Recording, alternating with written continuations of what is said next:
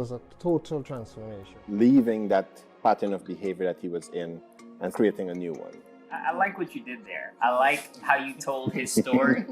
So I'm going to ask you to tell my story, all right? Where did my reset begin?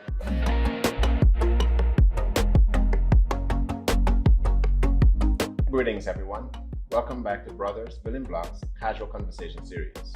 We are your hosts, Joel Guzman, Sergio Adams. Today we are joined by none other than our esteemed brother, Gerard Wyatt. Today's topic is on the importance of resetting. Cheers. You know, resetting is really important. And I find it's really important to us, especially because we become so stuck in a routine, and the routine matters more than the quality of life that you should be having. Like the routine of waking up at 5 o'clock every morning, shower, breakfast, and then getting out of your house by 7 o'clock to get to work. And then you get to work, you spend the time there, and then at 5 o'clock you leave to get home, you get home by 7, and you do that all day, every day. That routine sometimes deprives you of additional benefits that you should be having or additional areas of functioning that you should be espousing to have. What do you think? Totally agree. I also, me personally, going to work, sometimes I pass the same area every day without recognizing some of the sceneries that is in the area that I keep passing every day because I'm just focused on getting to the job, right, for a certain time. And I'm not taking the time to look to the left nor to the right, or to stop, as they will say, and smell the roses. So it's very important that one should have that time to reset, because also in healthcare, we take the time also to travel, and that is also a time where that I can reset. And when I go away and I come back, I feel totally different. I am refreshed. I am renewed in my mind, in my body, in my spirit, and I can function again in my line of work. For me, when I am resetting myself, which sometimes happens weekly, is to reconnect myself to the things that I am attempting to achieve, or repurpose myself to the things that I'm attempting to achieve. And those things are a successful company, healthy relationships with the people that I'm close with, my physical and nutrition health, my intellectual health. So all of the 8 dimensions of wellness that are part of my living experience, I sort of repurpose myself back to them to make sure that whatever each of them requires for myself, or whatever I require in each of those areas, I am every day or every week doing something towards achieving that, right?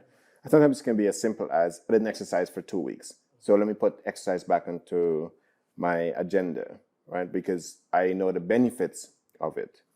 What does it look like for you? I just want to touch on something that you said, because I think it's incredibly important. Those 8 dimensions of health, if those are not checked periodically, like you said, you do so weekly. If those are not checked, then and you let them fall to the wayside, they will. You will start to experience disruptions in other areas of your health. So if you are not exercising, for example, for 2 weeks, you are going to experience decrease in strength, decrease in cardio. That is now going to hinder your abilities in other areas, right? You're not going to have the energies for the day to do your work. And we're business owners. We need the energy to do our work.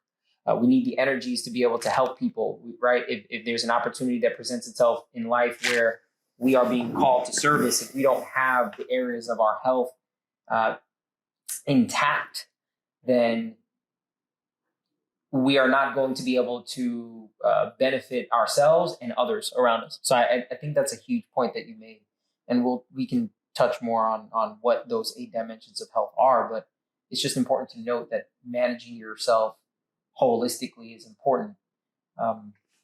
For me, resetting is, there's a few ways that I like to reset, and one of those is through managing my 8 dimensions of health. I like to write them down. Organizing my life is what helps me to reset. Going back and writing down those 8 dimensions of health, and then writing the areas of my life associated with those categories. Right? Physical health is one of them. Mm-hmm. Did I exercise this week? Did I perform the routine that I set for myself? Right. Do I have a routine that's set for myself? Routine. So my morning routine really comprises of, first, when I wake up, I grab my iPad and I start reading. And then I look at my task list for the day. Then I meditate for about 15 to 20 minutes just to relax my brain and prepare myself for the day. Then I go into the kitchen and start preparing breakfast. Simple. Mm-hmm. Okay, mine is different. Mine consists of waking up at 4:30 and scheduling specific time for meditation, exercise, reading, journaling. Once I finish with my exercise and have my breakfast in the morning, I'll go throughout my workday, and then I'll actually finish the day with part of how I started, which is do a stock check of all that I did for the day, check off my list, meet if I need to, have meetings with my business partners to make sure everything is well, prepare for the next day, and then read and go to sleep. Well, my routine is similar to you guys. I just want to piggyback off of what you're saying. I wake up, I think, around 5 o'clock in the morning. I do my devotions before I get out of bed, and then I get out of bed. I do some exercise, which is push-ups and sit-ups, and to work on my core. All of that I do at home. Then I take my shower. I have something to eat before I leave the house, and then I do a devotion also. I read, and then I get dressed and I leave for work, because it's very important, because my job is stressful, that I make sure that I go there with a cleared, open mind, because you never know what can come your way. And if I'm bringing stuff from home, then I'm not going to function properly in the job. I always have to have a clear mind. What is this devotion? I pray. My devotion consists of praying and reading the Bible. And also, it could be one scripture, but also making sure I study it and making it be a part of me. So that's what my devotion consists of. But I want to ask this question to each of you. When you deviate from the routine, or when you deviate, how do you get back, and how long do you stay away from what the routine is that you always do to keep you core, to keep you centered? How long do we allow ourselves to be right out of sorts before we right. sort ourselves out? Conversation, I think, is helpful with that. Sitting down and having your friends, your brothers, say to you, "How was your day? And are you well?" I think that gives me a good invitation to sort myself out, where I don't have to do it alone. And then you get someone else's perspective on resetting yourself. You might not always see that something is amiss. So having your friends tell you, or your family tell you, or someone you trust tell you that I'm noticing a change in your pattern of behavior here. Are you well here?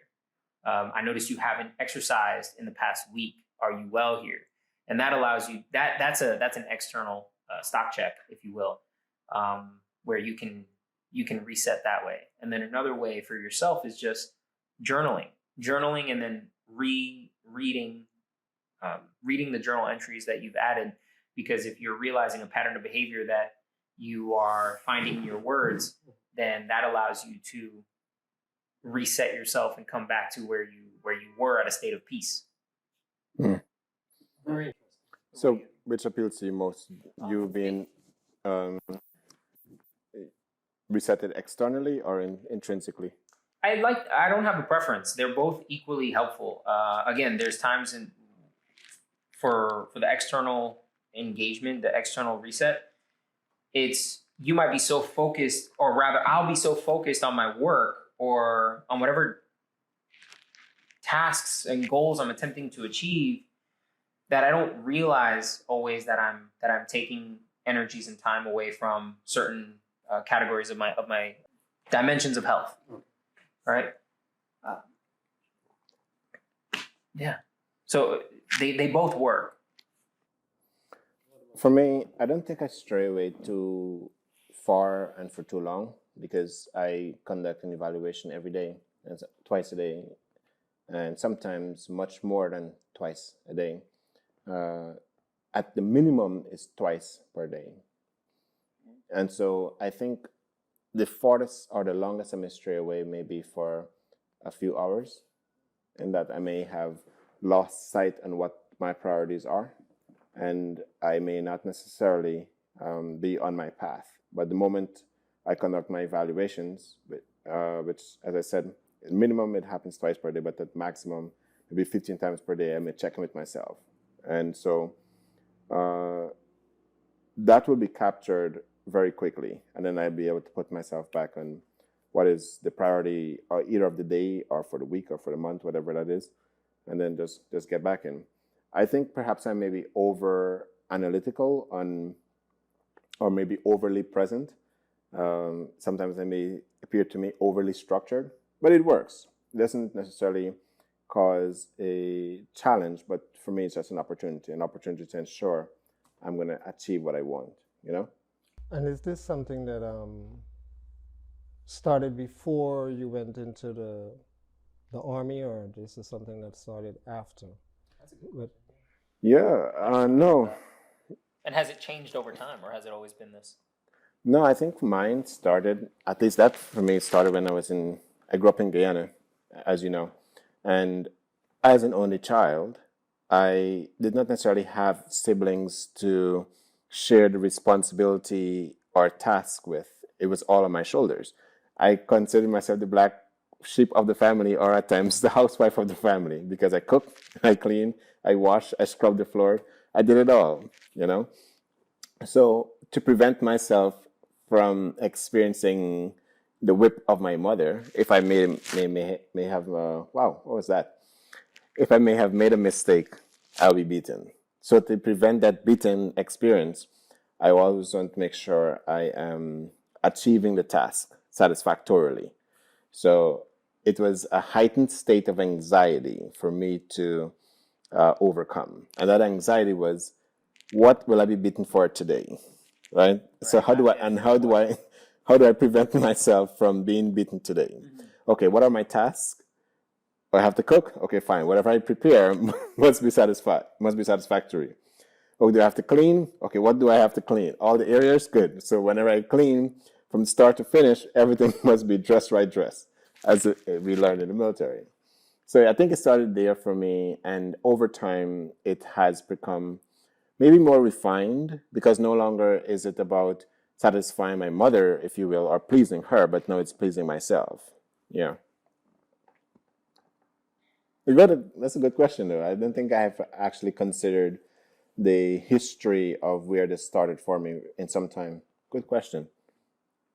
All right. Where did it start for you, Gerard? Well, this was, I will say that a transition, right? Mm-hmm. Because I never took the time before. Okay. So there's a starting point. So when did it start? I would say probably when I reconnected with my true self, in the sense that, okay, we'll say like 10 years ago, I will give and take, because there was a transition also that had to happen with my own self and how I felt about myself, and I think I know what he's trying to just to say, say, yeah. which is, and I'll tell you part of his story. So several years ago, when Gerard was consumed with feelings of frustration and anger, negative emotions, if you will, about the job that he was performing or the role that he was functioning in, it seemed to me then, and it's something we talked about a lot in those times, that he wishes life was perhaps better lived. Like he doesn't want to be spending his days feeling, as he said then, miserable, right? And somewhat purposeless, right? He has goals for himself that he wants to achieve, and he does not believe the way in which he's living right now is conducive for where he wants to end up, right? Or something like that. And so for me, that was the first time he actually reset it. At least he reset it in my lived experience with him. And that reset was, okay, stop what we're doing, and then what are we going to do differently? Or part of it for him was getting rid of some of his fears about leaving that pattern of behavior that he was in and starting a new one, creating a new one. Right, and also some of the people around me that you think were your friends, you need to get rid of all those. So it's a total transformation of, yeah. Okay, I like what you did there. I like how you told his story. So You want me to tell yours? I'm going to ask you to tell my story, all right? Where did my reset begin? Your reset. Well, as you know, we met in college, and your reset for me started maybe 5 years later when you traveled to Florida, Miami, Florida. So he called me one day, and he says, okay, that's it. I've had enough. My life is not giving me what I want. I thought this is what I want, but it's not working. Okay, whatever you want me to do to help me to do something differently, I'll do it. I'll follow your advice now. So I said, okay, fine. So what do you want to achieve? What do you want to, aspire towards accomplishing? And for you, if you may remember, you outlined what your goals were. This is what I want to achieve at these particular stages of my life. Do you remember what they are? Yes. You can list them. No, I'm not going to list them. So the guy said he wants the American dream. He wants his wife and children and his house and his white picket fence. And he wants to be happy and in his establishment. But the Latino version. Well, the Latino version I couldn't give him, right? But nonetheless, I think what was important in that experience was the quality of you just to say, hey, I need help. How do I get there? Because where I am right now is not giving me what I wanted. Not the same way you did it. You didn't ask for help. I just chose to come in and say, okay, buddy, it's time for you to reset. You, however, you're like, yo, I need to stop. I need to reset, and I need help. And I think you can help me getting to where I want to be. Yeah, I think that for me was the bottom of the barrel experience where I felt low and I felt trapped and I felt nothing was going right. Truly, and I'm using the word feeling intentionally because it was all emotions. Right. I do. I remember that experience. I went to Miami to get away, and when I came back, all the problems were still there. Right. And so I crashed. I chose to separate myself from the people in my life. And when I separated myself from those people, I realized that I had nothing left to hold on to. So I was out in the middle of the water with no life vest. So you were the person who I needed to call to be able to help me in this experience. And so, yeah, calling you seemed like the only logical thing to do. And I do remember myself walking down the road in Staten Island, New York, and just crying my eyes out and just yelling, like, I can't do this anymore. I can't do this anymore. I need your help, whatever you need me to do. And I remember one of the instructions you gave me was just, start to read and get more knowledge, gain more knowledge, gain more experience, and let's have discussions. Right. And from there, we just built. We added building blocks to create the structure for my growth and development. at least the method was there for me was to, one, discover from you what it is you know, and to help you to uncover from what you know what you want to do with it. You know, resetting is really important because it allows us to come back to a place of, or sometimes transition to a place of comfort and safety, peace of mind, if you will, knowing that everything that you need is taken care of, your wants are met, and you are working every day towards achieving your purpose or whatever that purpose is for you. We may all create a path that is in our mind simplified, but there are times when it is not easily achieved because what we may be espousing towards doing is not working, you know?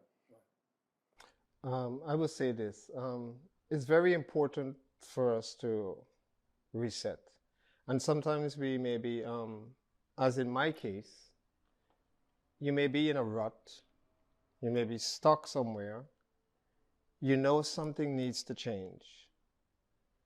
But sometimes you don't know how to change it. Right. Mm-hmm. Or you're stuck in fear. Mm-hmm. Or if I put my feet out, what's going to happen? But then there may be someone in your life who's been placed in your life at a specific time that may be able to help you, to give you the tools, as in my case with Sergio, so that I can able, and at the particular time I was not aware of what he was doing, how to change my thinking. Resetting doesn't always have to come from internal, because you might not realize that there's an issue. Hence the external resetting of having somebody come in and say to you, there's an issue here. And that external doesn't even need to be from someone in your life, because there may not be someone in your life who's capable of leading you in that way. So, or willing. Right? So that's where the reading and watching certain information to seek information is going to be helpful for you. Right? You need information, whether it's you getting it from any, so YouTube or social site, or just from your friends and other relationships. But it's really important to realize who are you getting that information from, whether that's through the internet or the person next to you. The source is always important. As we sort of wrap up here, I think I'll share a little bit about, for me, what resetting was like, which started at the end of my military experience and concluded when I quit my job to start this company. So at the end of that military experience, there's a phenomenon where many of us have experienced, is that the post-traumatic stress as a result of the labor that you engaged in, And in those times, there were not very many people for me to engage with, to help rationalize or deconstruct all of the challenges that I faced. And so that really was a turning point for me to reset my way of living, because now I'm no longer a soldier. Now I'm a civilian again. So I have to start thinking now and operating now as a civilian. And then the second time was when I quit my job to start this company, Brothers Building Blocks. The way in which I operated before was different, where I knew I was only committed to 8 hours per day. Now sometimes it's 24 hours I'm working nonstop. But the desire and the energy is different. And once you have the experience of things that happens to you, and you say, okay, this is what I know, how I should react in this situation, you know how to better help to reset and reset faster. Right. All right. Well, thank you guys for joining us today. I don't know what we're doing to all these handshakes, get it figured out. Well, thank you all for joining us in this episode. I truly feel reset. Gerard, I want to thank you for joining us again. Hopefully you can come back soon. For all of you watching, thank you for joining us. If you haven't done so already, like and subscribe to our channel and follow us on our social media platforms. We look forward to seeing you in the next episode. Greetings, everyone. Welcome back to Brothers Building. Brothers Building Blocks. Why is the name of your company so confusing?